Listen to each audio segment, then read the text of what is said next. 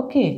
And ఇప్పుడు నేను దాన్ని ఏమని రాయొచ్చు, నేను 1 అనేది దేనికి కమ్యూనికేట్ అవుతుందో, ఒకటి సెల్ఫ్ కమ్యూనికేట్ అవుతుంది 0కి 2కి.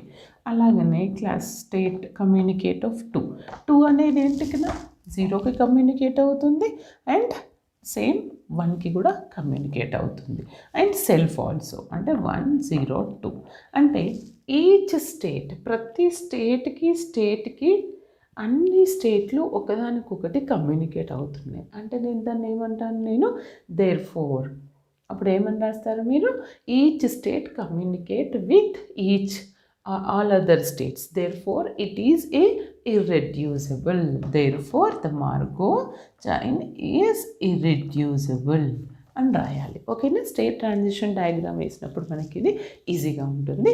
Just note down.